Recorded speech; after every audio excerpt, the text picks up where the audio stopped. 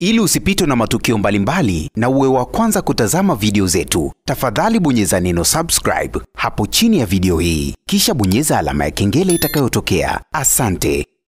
Baada ya wanafunzi kutokea katika chuo cha UDSM kutrend sana kwenye mitandao ya kijamii wakionekana kumdhalilisha mwanafunzi mwenzie kutokea katika chuo kingine baada tu ya kufahamu wazi kwamba anatembea na mwanaume wake, na mwanaume mwenyewe ambaye anaongelewa hapa basi ni Mwijaku. Wengi tunamfahamu Mwijaku, amekuwa akiongea kwenye mitandao ya kijamii na kumsifia sana mke wake kwamba anampenda, lakini pia Mwijaku amekuwa ni mwanaume ambaye anamshambulia sana msanii Diamond Platnumz kwenye mitandao ya kijamii na kudai mambo ambayo amekuwa akiwafanyia wanawake wanawake wengine, basi ni lazima na yeye yatamrudi kwa sababu Diamond ana mtoto wa kike. Sasa Mwijaku kumbe anaongea mambo yote yale, na yeye binafsi ana mabaya yake, lakini pia na yeye binafsi amekuwa akifanya mambo yake chini kwa chini, na ameamua kujionesha kwamba yeye ni kidume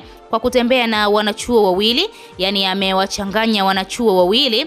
Lakini mwanachuo mmoja alikuwa akifahamu kwamba Mwijaku anatembea na mwanachuo kutokea UDSM, lakini aliamua kuplay basi yake na kusimama katika nafasi yake. Sasa Mwijaku kwa sasa hivi tunaweza kusema amedhalilika kwa sababu ni mwanaume ambaye alikuwa akiongea sana kwenye mitandao ya kijamii na kumsifia mke wake na kudai kuwa amekuwa mwanamke bora sana, lakini pia ni mwanamke ambaye ametoka naye mbali na hawezi kabisa kumuacha wala kumfanyia vitendo vya kiunyama. Na hapa ndipo tunaziona sura za wanaume, kwani Mwijaku hakuna mtu ambaye alimfikiria kama angeweza kufanya kitendo cha namna hii, kutembea na wanafunzi wa chuo. Sasa baada ya hiyo story kusambaa sana kwenye mitandao ya kijamii, mke halali wa Mwijaku ameamua kuandika kupitia ukurasa wake wa Snapchat na kuonesha ni kwa namna gani ameumizwa na hichi kitendo ambacho mume wake amekifanya kwa wanachuo hawa wawili, kuwachanganya kwa pamoja mpaka kupelekea binti mmoja au mwanachuo kingine basi kudhalilika. Na kwa namna ambavyo hawa wanachuo wamemfanyia, basi unaweza kuona ni udhalilishaji mkubwa sana ambao wamemfanyia mwanachuo mwenzao.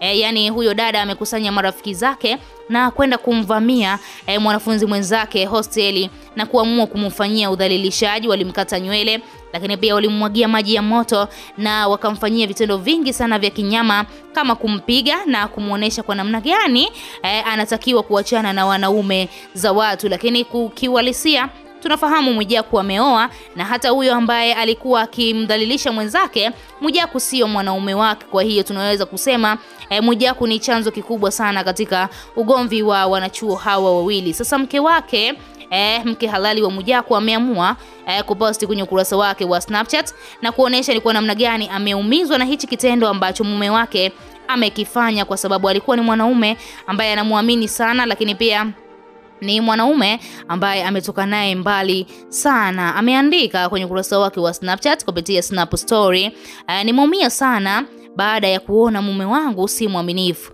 Naahidi kumpatia huyo binti ushirikiano mpaka apase haki yake. Kingine nachomwambia Mwijaku afate vitu vyake aondoke, sitaki maumivu tena. Ujiheshimu, nimekupa kila kitu mpaka nguo ya ndani nakupa hela, halafu sasa hivi unaenda kwa wanachuo. Hivi kweli Sharifu, hayo ndo makubaliano ya ndoa yetu? Huo ni ujumbe ambao mke halali wa Mwijaku aliuposti kupitia Snap Story yake na kuonesha ni kwa namna gani ameumizwa na vitendo vya Mwijaku ambavyo amekuwa akivifanya kwa siri, na kwa sasa hivi tunaweza kusema sio siri tena kwa sababu mke wake amefahamu. Lakini pia tunaweza kusema Tanzania nzima, mtu yoyote ambaye anatumia smartphone, basi hii habari ni lazima awe anaifahamu. Lakini pia kuna kitu kipya ambacho mke wake ametuonesha hapa baada ya kuandika huu ujumbe kwamba Mwijaku anapewa na mke wake mpaka hela ya kununulia nguo yake ya ndani.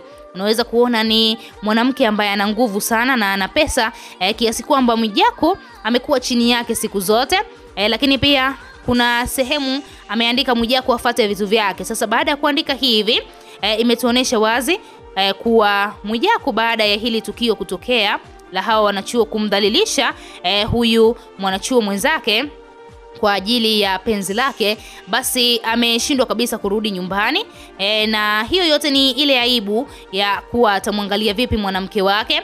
Na ndio maana mwanamke wake akadai afate vitu vyake aondoke na wala hamtaki. Bana, tunaweza kusema Mwijaku amedhalilika mjini kweupe, na lile gorofa ambalo alikuwa akilisifia kwenye mitandao ya kijamii na kuliringia, basi kwa sasa hivi ametimuliwa na mke wake na wala haitajiki tena pale ndani. Na unaweza kuona Mwijaku alikuwa akisifia sana lile gorofa kwenye mitandao ya kijamii kuwa ni yeye na mke wake nguvu kubwa imetumika kwa ajili tu ya kujenga hilo gorofa. Sasa baada ya mke wake kumtimua, basi tumeweza kupata majibu ni nani ambaye alishiriki kwa asilimia kubwa kwa ajili tu ya ujenzi wa hiyo nyumba yao au hilo gorofa lao ambalo Mwijaku amekuwa akiliringia kwenye mitandao ya kijamii. Na kama asilimia, tunaweza kusema mke wake ana asilimia 70 na Mwijaku anaweza akawa na asilimia 30 tu.